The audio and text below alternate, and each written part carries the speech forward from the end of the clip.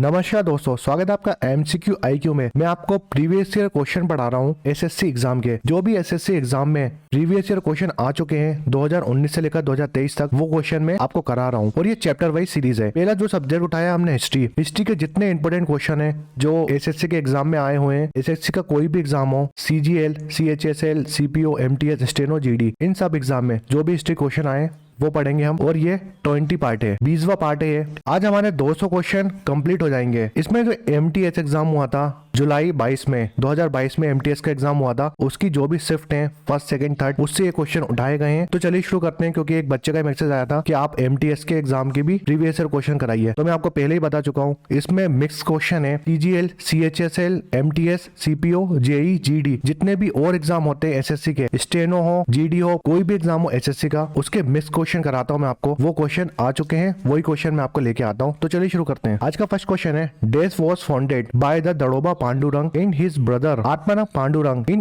1867 when the Keshav Chand Sen visit Maharashtra with an aim to make people believe in one God and worship only one God। जब केशव चंद सेन ने महाराष्ट्र का दौरा किया था, तब देश की स्थापना दड़ोबा पांडुरंग और उनके भाई आत्मारंग पांडुरंग ने 1857 में की थी, जिसका उपदेश लोगों को एक भगवान में विश्वास करवाना और केवल एक भगवान की पूजा करना था। तो इस क्वेश्चन में क्या पूछा है, दड़ोबा पांडुरंग और उनके ब्रदर आत्मारंग पांडुरंग ने कौन सी ऑर्गेनाइजेशन बनाई थी महाराष्ट्र में जब केशव चंद सेन ने महाराष्ट्र में विजिट की थी उस टाइम? तो इसका करेक्ट आंसर है प्रार्थना समाज। बहुत ज्यादा इंपोर्टेंट क्वेश्चन है। प्रार्थना समाज की स्थापना करी थी और इसको बनाया था दड़ोबा पांडुरंग और उनके भाई आत्मारंग पांडुरंग ने। प्रार्थना समाज 1867 में बनाया था दड़ोबा पांडुरंग और आत्मारंग पांडुरंग ने। सोशल रिफॉर्म के लिए बनाया था ये महाराष्ट्र में। देखिए, जो प्रार्थना समाज है उनकी एक पत्रिका है सुबोध पत्रिका। तो इस पत्रिका का नाम याद रखो। जो प्रार्थना समाज है पत्रिका चलाती थी सुबोध पत्रिका। देखिए, वीरा सलिंगम पंटुलु ये तेलुगु के रिफॉर्मर थे। तेलुगु में इनने क्या करा था, जो प्रार्थना समाज थी ना, प्रार्थना समाज को साउथ इंडिया में लॉन्च करा था वीरा संगलम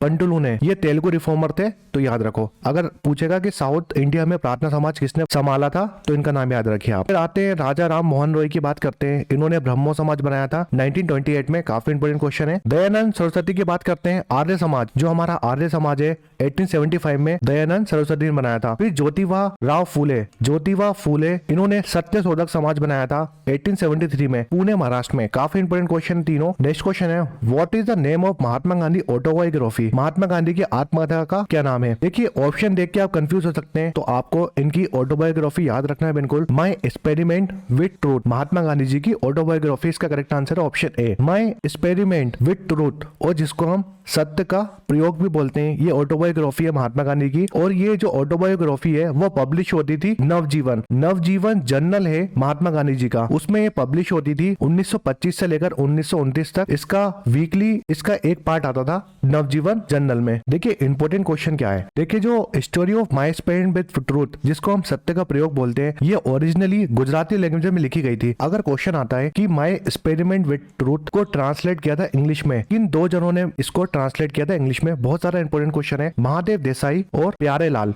इन दोनों ने इसको इंग्लिश में ट्रांसलेट किया था, मगर महात्मा गांधी जी ने इसको हिंदी और गुजराती में लिखा था। आप गुजराती याद रखो, गुजराती में इन्होंने लिखा था। तो काफी इंपोर्टेंट क्वेश्चन है। अगर ज्यादा डीप में पूछेगा तो इन दोनों का नाम भी दे सकता है। देखिए, गांधी जी 4 पब्लिकेशन रन करते थे, जैसे इंडियन ओपिनियन, यंग इंडिया, नवजीवन और हरिजन। ये चारों जो नोबल थे और जर्नल थे, वो सब महात्मा गांधी जी के। काफी इंपोर्टेंट क्वेश्चन है। इनकी 2 काफी इंपोर्टेंट बुक्स हैं, एक हिंद स्वराज और इंडियन होम रूल। बहुत ज्यादा इंपोर्टेंट बुक है, याद रखो, इंपोर्टेंट क्वेश्चन है। नेक्स्ट क्वेश्चन है, which of the following universities was founded by Kumar Gupta the ruler of Gupta dynasty? निम्नलिखित में से किस विश्वविद्यालय की स्थापना गुप्त वंश की शासक कुमार गुप्ता ने की थी? तो कुमार गुप्ता ने जो नालंदा यूनिवर्सिटी है, नालंदा यूनिवर्सिटी वो कहाँ पर है? वो बिहार में है। तो नालंदा यूनिवर्सिटी की स्थापना करी थी कुमार गुप्त ने और उसके फाउंडर है। तो काफी इंपोर्टेंट क्वेश्चन है, ये डायरेक्ट क्वेश्चन आता है। तो जो नालंदा यूनिवर्सिटी बनी थी वो 5th सेंचुरी में बनाई थी कुमार गुप्त ने। कुमार गुप्त फेमस रूलर है गुप्ता डायनेस्टी के। और जो नालंदा यूनिवर्सिटी है ना, वो एक बुद्धिस्ट यूनिवर्सिटी है और उसमें स्टूडेंटों को ट्रेनिंग देते थे fine art, medicine, mathematics, astronomy, polity और आर्ट ऑफ वार, इन सब की ट्रेनिंग देते थे। उसको इसके बारे में ट्रेन करते थे नालंदा यूनिवर्सिटी में। अगर मैं कुछ फेमस यूनिवर्सिटी की बात करता हूँ जो बहुत पुरानी है इंडिया में, जैसे तक्षशिला यूनिवर्सिटी, नालंदा यूनिवर्सिटी और विक्रमशिला यूनिवर्सिटी। देखिए, एग्जाम में क्वेश्चन आएगा कि सबसे ओल्डेस्ट यूनिवर्सिटी कौन सी है इंडिया की, तो आप तक्षशिला लगाएंगे। फिर नालंदा यूनिवर्सिटी किसने बनाई थी? कुमार गुप्त। कुमार गुप्त फाउंडर है नालंदा यूनिवर्सिटी के। फिर विक्रमशिला ये जो यूनिवर्सिटी है बहुत ज्यादा इंपॉर्टेंट यूनिवर्सिटी है, जो कि जो पाल डायनेस्टी है, पाल डायनेस्टी के एक रूलर थे धर्मपाल, धर्मपाल ने ये बनाई थी। कौन सी यूनिवर्सिटी? वो है विक्रमशिला यूनिवर्सिटी। बहुत ज्यादा इंपॉर्टेंट क्वेश्चन है। 783 से लेकर 320 AD के बीच में ये बनी थी, ये भी याद रखो। देखिए जो तक्षशिला यूनिवर्सिटी है उसको 1980 में यूनेस्को वर्ल्ड हेरिटेज साइट का स्टेटस मिला था। ये काफी इंपॉर्टेंट क्वेश्चन हो सकता है अगर ज्यादा डीप में क्वेश्चन पूछेगा तो। फिर अगर मैं दिल्ली यूनिवर्सिटी की बात करता हूँ तो 1922 में इसको बनाया गया था। पुणे यूनिवर्सिटी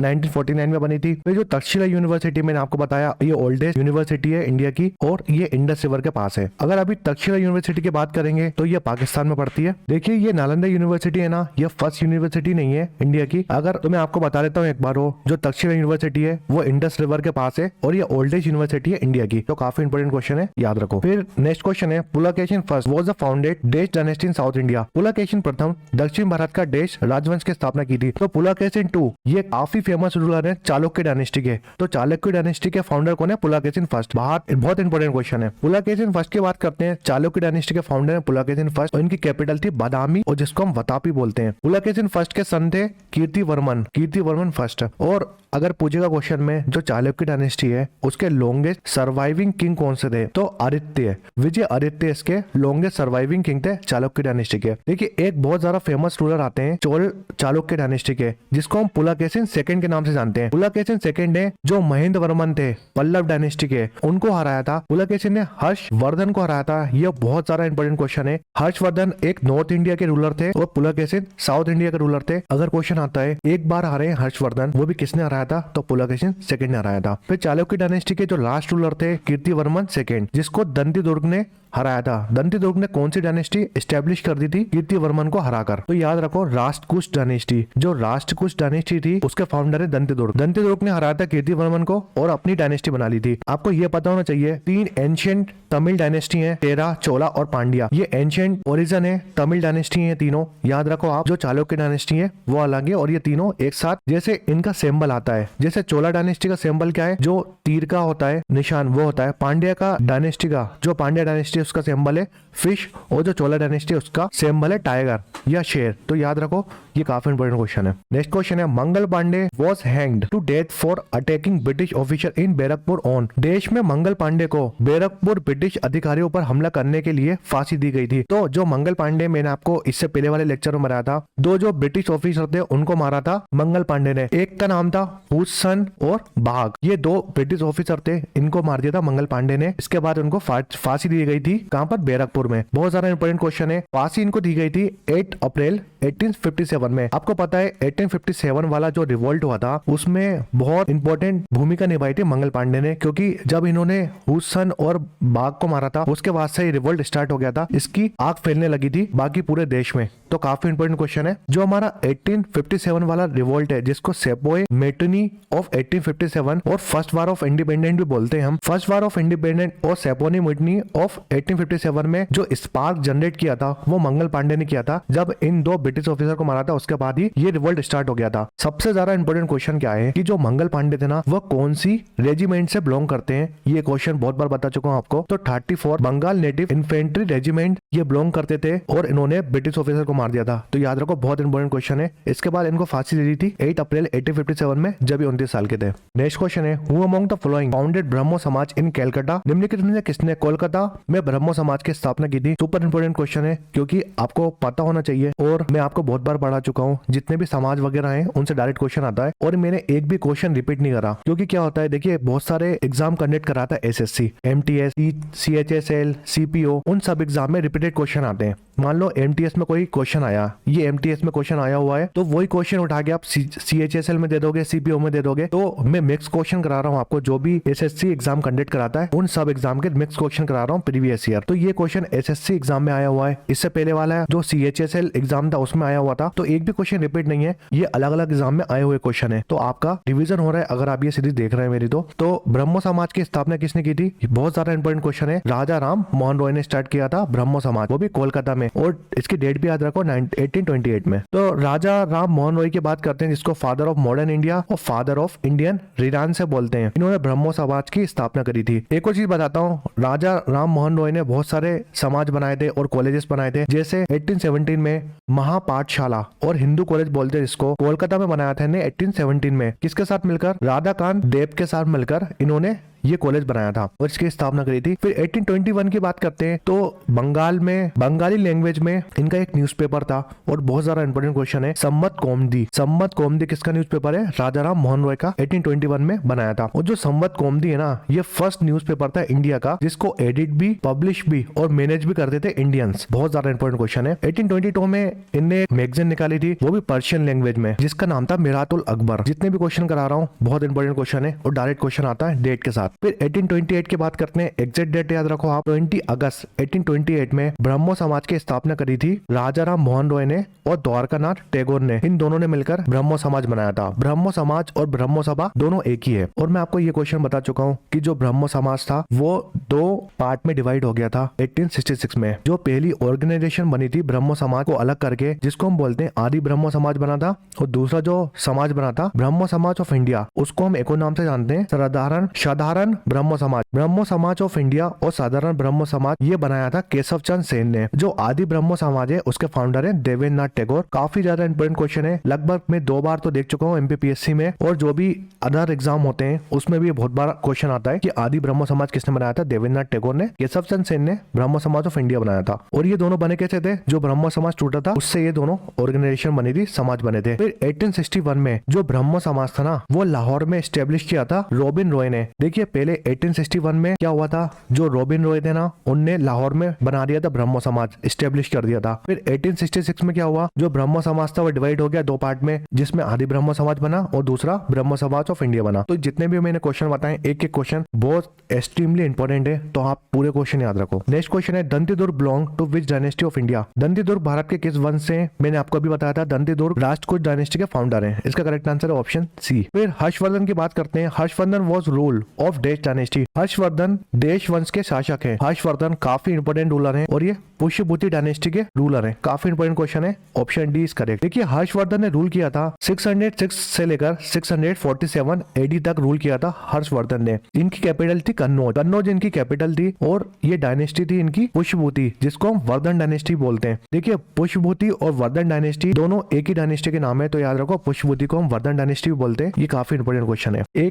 2-3 क्वेश्चन आते हैं हर्षवर्धन के ऊपर। जैसे हर्षवर्धन की बात करते हैं, चाइनीज ट्रेवलर आए थे इनके टाइम में, हर्षवर्धन के टाइम में, जिसको आप हुआनशांग बोलते हैं, ज़ेनजंग बोलते हैं, और हुआनशांग, हुआनशांग का नाम है ज़ेनजंग। तो ये बुद्धिस्ट ट्रेवल थे, हर्षवर्धन के टाइम में आए थे। इनके एक कोर्ट पोएट थे जिसका नाम है भान भट्ट। भान भट्ट कोर्ट पोएट है हर्षवर्धन के। भान भट्ट ने लिखी थी हर्षचरिता। बहुत ज्यादा इंपोर्टेंट क्वेश्चन है, हर्षवर्धन की लाइफ के ऊपर हर्षचरिता लिखी गई है, जो कि भान भट्ट ने लिखी थी, और ये कोर्ट पोएट है हर्षवर्धन के। तो हर्षवर्धन की 3 बुक है, मैं आपको बहुत बार बता चुका हूँ, हर्षवर्धन ने 3 बुक्स लिखी है। आपको याद रखना है इसकी ट्रिक PNR। तो पहली बुक थी प्रियदर्शिका, प्रियदर्शिका पहली बुक थी हर्षवर्धन की। फिर दूसरी बुक थी नागानंदा और तीसरी बुक थी रत्नावली। ये तीनों बुक थी हर्षवर्धन की। और अगर पूछेगा हर्षचरिता किसने लिखी है, तो भान भट्ट ने लिखी है। नेक्स्ट क्वेश्चन है, All India Muslim League was formed in dash. Akhil Bharatiya Muslim league की गठन कब हुआ था? तो इसका करेक्ट आंसर है 1906 में हुआ था मुस्लिम लीग का गठन। देखिए जो ऑल इंडिया मुस्लिम लीग है वो ढाका बांग्लादेश में बनी थी 1906 में। ये ऑर्गेनाइजेशन बनाई क्यों थी? क्योंकि जो सैयद अहमद खान थे, वो अलीगढ़ मुस्लिम यूनिवर्सिटी के फाउंडर है सैयद अहमद खान। वो चाहते थे कि हम मुस्लिम के लिए एक सेपरेट नेशन बनाए, इसलिए इनने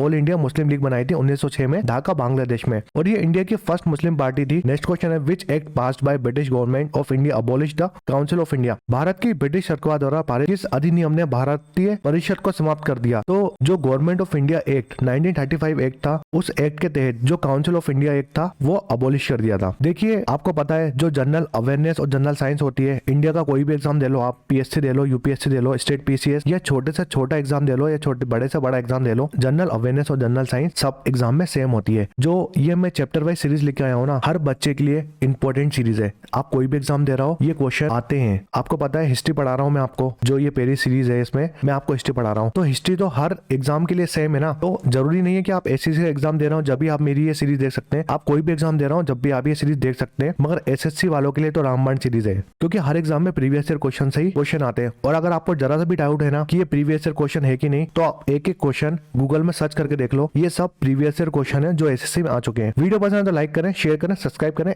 एमसीक्यू आईक्यू को, और कमेंट शेयर में कमेंट करके बताएं कि वीडियो कैसा लगा। आप टेलीग्राम चैनल ज्वाइन कर सकते हैं हमारा, जिसकी लिंक आपको डिस्क्रिप्शन में मिल जाएगी, और आप हमारे साथ इंस्टाग्राम चैनल में भी जुड़ सकते हैं। Thanks for watching MCQ IQ.